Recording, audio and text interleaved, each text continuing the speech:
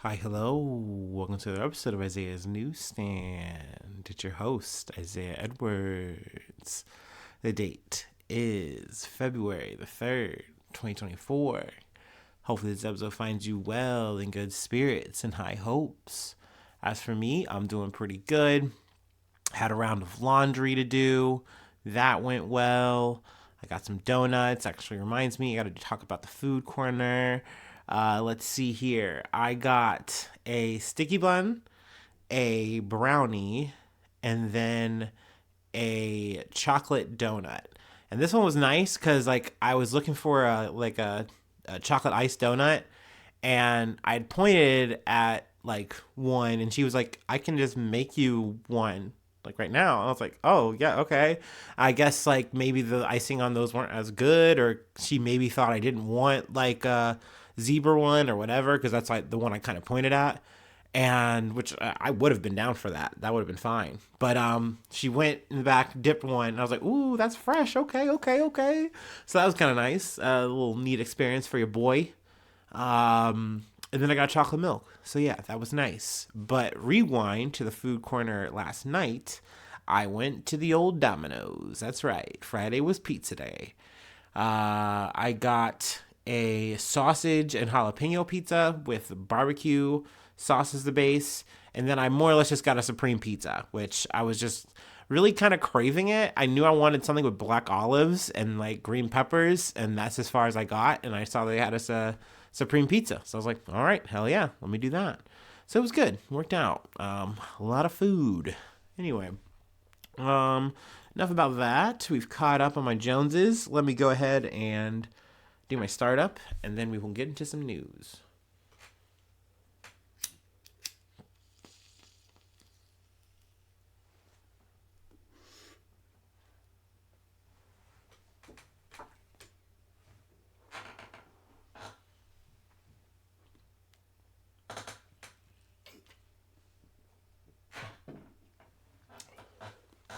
All right. Whew. From CNN, what we know about the U.S. strikes in Iraq and Syria. The United States on Friday conducted major airstrikes on dozens of targets across Iraq and Syria in retaliation for a drone attack in Jordan last month that killed 3 U.S. troops. The strikes were larger in number and scale than previous ones launched since October, when Iran-backed armed groups began attacking U.S. forces across the region in protest of Israel's war in Gaza. With the U.S. warning of more strikes to follow, here's what we know. Now, they do a little bit of a backdrop, and we can kind of get into the guts of it, where I wanted to talk about. The U.S. said the attack lasted 30 minutes, hitting 85 targets across 7 locations in Iraq and Syria. The White House said aircraft, including B 1 bombers, were used in the operation. More than 125 precision guided munitions were fired, the White House said, adding that the strikes were successful. The U.S. strikes killed at least 16 people in Iraq, including civilians, and injured 25 others, the Iraqi government said on Friday. Now, of course, ESPN is going to go out of the way to be like, we didn't verify, da da da da. We do as best we could. But, I mean, excuse me, my bad. I kind of just, I'm going to take these numbers more or less at face value. And I mean, and it really doesn't matter how you slice it. You're saying that 16 people, 25 others were injured, and there's more to come. And essentially, in this ongoing tit for tat, where it's like, you got 3 of ours, so we just killed more of yours. And not to mention, civilians were killed here. And I feel like that's always an important thing to talk about. Because when you take this out of the Western lens, that's going to be something that more and more people are going to focus on and talk about. And it's understandable that they would. You know what I mean? That here we go. Because in this tit for tat, America now feels like justifiably wrong. They're now going to take whoever out they want. And, you could be next. That kind of thing can sink into your head. And it's just one of those things when you see these things repeated over and over and over and over again, time and time out, no matter who is in power, Republican or Democrat, you can just understand why it's like, yeah, no, this is why motherfuckers don't like us. But yeah, we knew this was going to happen. It was a very telegraphed thing. It's kind of crazy that you have people in Congress like Hobo Mike Johnson or whatever. He's like, yeah, we shouldn't have telegraphed it as much as we did. You know, we should have been more direct, more forceful, hit them sooner. Even though what I think it was like about a week or so. Like I think this shit happened like 28th. And you know the administration, you know, and military or whatever were kind of like saying, oh, they were like weather delays. You know, it was cloudy skies, da da da da. Whatever. Like in some ways, you know, this isn't me trying to run defense here. I will say that this could have been worse. They could have done like direct strikes on Iran. Like these were aimed, targeted at military groups. You know, there was some warning in that regard, you know. So there's at least something here for that. But I mean, it's still a war crime. It's still an atrocity. You can still tout it as that. You know what I mean? So, and like to say, the fact that there's more to come, I also found, you know, I find a little worrying. But, you know, that's the news. We got to cover it as it happens, as it is. But let's move on to the next beat. From the BBC, Jam Master Jay, Run DMC star shot by godson after drug deal dispute, court told. A court has heard that Run DMC star Jam Master Jay was shot dead more than 2 decades ago by his godson as revenge for being cut out of a drug deal. Carl Jordan Jr., 40, and another man, Ronald Washington, 59, have gone on trial in New York accused of murder. In their opening statements on Monday, prosecutors claimed the pair carried out an execution that was motivated by greed and by revenge. However, their lawyers told the jury they did not kill the pioneer DJ. Jam Master Jay, whose real name was Jason Mizell, was 37 when he was shot in the head at his recording studio in Queens, New York in October of 2002. He was he was 1/3 of Run DMC, the influential hip hop group known for 1980s tracks such as "It's Tricky, Tricky, Trick." Here we go, and then "It's Like That" and the Aerosmith collaboration "Walk This Way," which definitely fuck with "Walk This Way." It's a really fun, crazy track. The music video is just really lively and awesome too. But yeah, I mean, you gotta love Run DMC. They spoke against They spoke against drug culture, even recording "Just Say No," public service announcement in 1988. But prosecutors said Mizell had become involved as a middleman in cocaine deals to support his lifestyle and those of others close to him as the group's music career faded. They said Mr. Jordan, who was 18 at the time, and Mr. Washington, a friend who was staying with Mizell's sister, thought they would be part of a deal worth nearly $200,000, and they were angered when they were cut out. They plotted to kill him after being left with nothing, New York prosecutor Miranda Gonzalez told the jury, according to the Reuters news agency. There's also another man who is involved in this, Jay Bryant, who's going to be facing trial in 2026.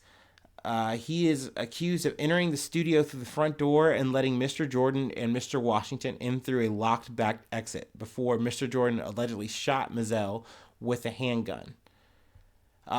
So yeah, I mean, obviously that's a super unfortunate series of events. Now, granted, the defense is saying, no, that's just a theory. It's just like almost like a myth. It's one of many that have been touted on how and, you know, what happened. They weren't involved. In fact, the godson was like super indebted to Jam Master Jay to the point of, you know, he was like literally enfeebled because he was an alcoholic. Mr. Washington was an alcoholic and relied on Mizell to keep a roof over his head. Why bite the hand that feeds you? Mr. Spike said, or Mr. Spilk, sorry. Why kill the person you depend on? He told the jury that Mizell was a beloved artist, but convicting the wrong person does not solve the tragedy. It just adds another one to it. I don't know. I'm very curious to see how this is going to go. Hopefully I can kind of keep up with the trial. It's expected to go about 4 weeks. If there's any bigger, bombshells or anything like that, I'll, definitely let you know in terms of any kind of verdict. But yeah, it would be nice to kind of get some closure to this story for sure.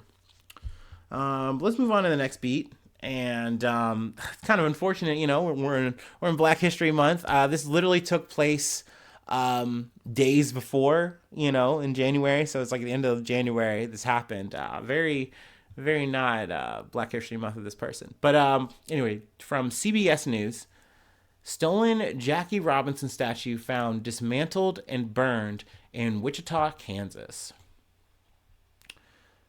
Police in Kansas are searching for a suspect after a bronze statue of Jackie Robinson was vandalized and stolen last week. The dismantled remains of the artwork were found Tuesday morning by the Wichita Fire Department when it responded to a small trash fire. Wichita police said Monday it had located the truck that was believed to be used in the theft of the artwork, but added that detectives and officers were still searching for the people responsible. The life-size statue, which was erected in 2021 as part of the Jackie Robinson Pavilion in Wichita, is one of just 4 statues of the athlete in the nation. It was cut off from the ankles up and put in a pickup truck in the very early hours of Thursday morning, according to police. Excuse me. The burglary has sparked outrage from members of the community and League 42, the nonprofit organization that put the statue up. The police are not sure of the motive of the vandalism and believe the perpetrators could have stolen the statue to salvage the bronze medal. So, we're not exactly sure if this was racially motivated or if this was just a fiscal kind of situation. Though I did look up from another article, I think it was from The Root. They said that they had amassed $180,000 from the GoFundMe to get a new statue put up. They initially only put, I think, 170 or 175,000. So it's really amazing that people really came out for this. Obviously, they shouldn't have had to. It's very sad, but this whole area, this whole program is for the youth to be able to play not basketball, baseball. But we remain devoted to our mission of providing low-cost baseball and education opportunities to our 600 kids, ages 5 to 14. They are as heartbroken over this theft as of any of us, and we are determined to either repair the original sculpture or create a new one. So yeah, it looks like they're just going to create a new one, and they were able to make the money happen for that. That's cool. Glad I was able to just kind of have the update ready for that too. So that's the upside of waiting on this one. But that leads us to our last story. We're actually gonna zip back to the international lens here, take it to Ireland. Let me go ahead and take my break, and then we'll get into it.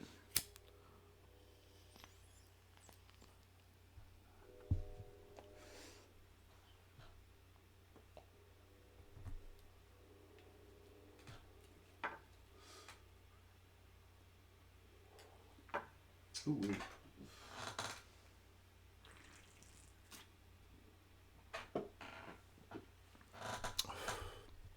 Okay. From the NPR. For the first time, an Irish nationalist leads Northern Ireland's government. An Irish nationalist made history Saturday by becoming Northern Ireland's first minister as the government returned to work after a 2-year boycott by unionists. Sinn Féin Vice President Michelle O'Neill was nominated as first minister in the government that, under the terms of the 1998 Good Friday Peace Accord, shares power between Northern Ireland's 2 main communities: British unionists who want to stay in the UK and Irish nationalists who seek to unite with Ireland. Northern Ireland was established as a unionist Protestant majority part of the UK in 1921, following independence for the Republic of Ireland. Now, I gotta say, for me, there's something about this that makes me look at the politics in almost 3D as opposed to 2D. And what I mean by that is there are times where I find myself being like, okay, like I want to root for, the Democratic parties involved here and things of that nature, but they are of the group that want to agree and like be a part of the UK, like the British, like leaning, sympathizing thing. And in that aspect, I go, ooh, I kind of don't like that. And I can understand why there's like these nationalists who go, no, we're Irish, we're of Ireland, we shouldn't be linked to you guys. And there's so many reasons why it just does not work for us, even in like modern day. And it's modern day. Why are we like? I can understand how it's like, no, we should be separate, but at the same time, we all have to wind up working together here. So we have to wind up colliding, and this is where we're at. So this is what I mean, where it's just like I can find myself agreeing in some ways, disagreeing in other ways. I find myself almost aligned with like the Republican in some ways, and it's like that's weird, but like I can see what their sympathies are, where they're coming from. So this is a complicated thing, as is any kind of political outline we're running in, but I try to do my best to make heads and tails of it as I see it. But yeah, I mean, this was a big deal, especially because of the 2 year boycott finally, being lifted. Essentially now, trading can kind of resume, and there can be a semblance of understanding of how that kind of work. It's not really sure who kind of quote unquote won here, but hopefully at least it's for the people who are now able to, have goods and things transfer and work without issue. At least that's kind of what I'm gleaning as one of the perks here.